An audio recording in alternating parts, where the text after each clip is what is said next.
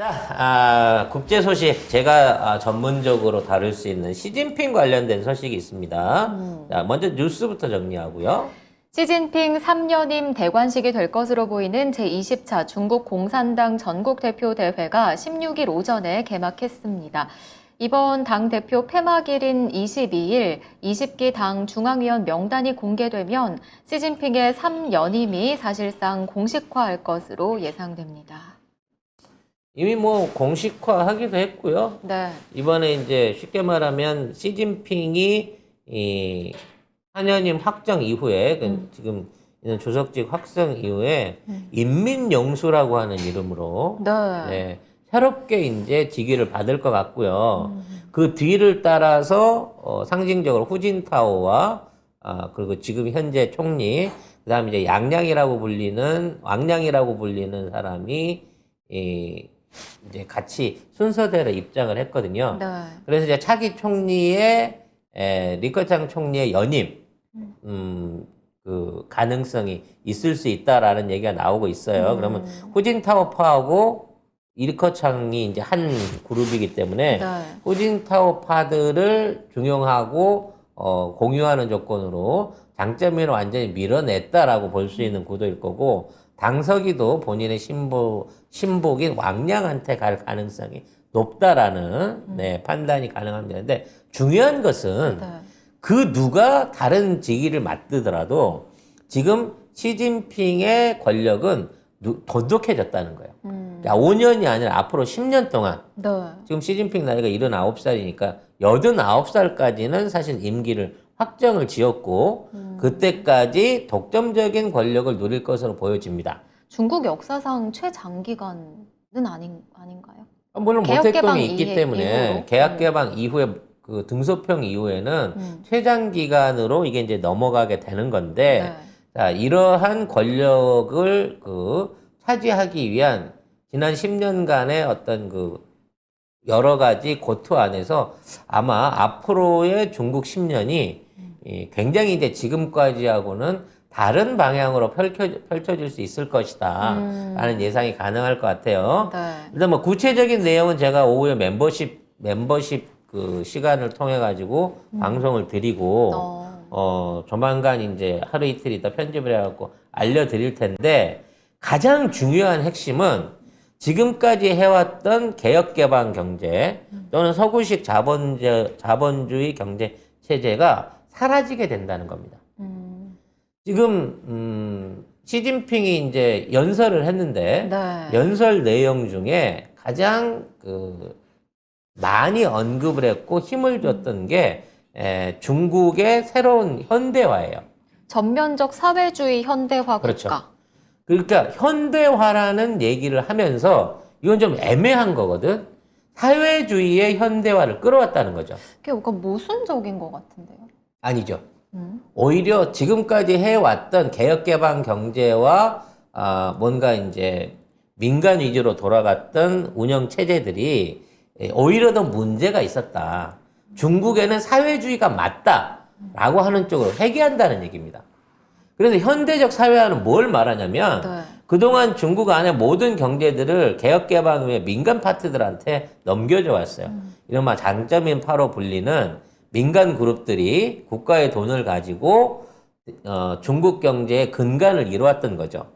이 민간 기업들의 영향력을 완전히 탈취해가지고 경제마저도 당이 이제 거머쥐겠다는 얘기가 되는 겁니다. 경제까지. 그렇죠. 그래서 기존에 있는 이제 무슨 알리바바나 텐센트나 이런 기업들 전부 다 정부 통제 안으로 들어가는 반국영기업 형태로 얘네들을 전부 다 끌어모으겠다는 거예요.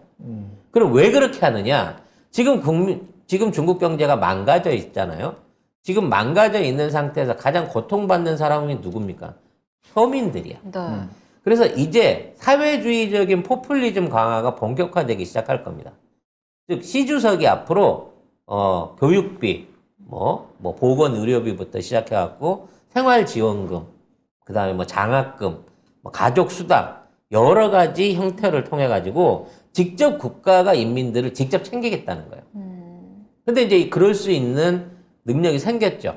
이미 중국이 지난 10년 동안 IT IT를 통해 가지고 이 중국 인민들 전체에 쉽게 말하면 경제력들, 그러니까 핀테크라고 불리는 모바일을 이용한 핀테크의 완성, 국가 디지털 화폐의 완성을 통해서 개인 부자를 다 쥐고 있는 거예요, 쉽게 말해서.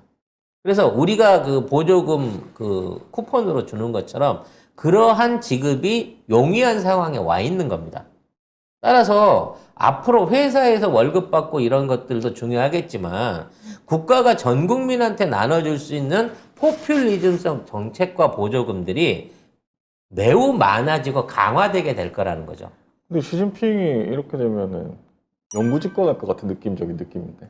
지금 89살까지는 할 거니까. 89살요? 이제 앞으로 10년은 해놓은 거니까 야, 씨. 그 이상 더 살면 뭐 99살까지도 할 수 있는 거죠. 그럼 그 전에 만약에 죽으면 못 하는 거. 그렇죠. 그 전에 죽으면 못하지만 잘 안 죽습니다. 네. 그 어떻게 장담해요? 아니 중국의 이 고위 간부들, 네. 이른바 그 권력 서열이 높은 사람들은 중국의 모든 생명과학과 의학자들이 뭉쳐갖고 운영하는 특별한 그 조직에 의해 갖고 식단부터 일반 일상 생활까지 전부 다 케어를 받아요. 하긴 장점인도 90. 지금도 멀쩡하잖아요. 네. 그래서 중국의 원로들이 100살 이상 사는 거는 이런 사람들을 관리하는 특별한 조직과 그 사람들만 먹는 음식과 그 사람들만 처방받는 별도의 그 비방들이 있어서예요. 그러니까 시진핑도 뭐 풍통이 있네, 건강이 이상하네 하지만 어떤 형태든지 오래 살 겁니다. 그러면서 저 권력을 계속 유지를 해나가겠죠. 독재 아무튼. 아닌가 이 정도면 독재. 네? 독재지 이 정도면. 아니, 이게 독재인데 네. 중국은 독재가 맞다라고 선언을 해버린 거예요, 이번에.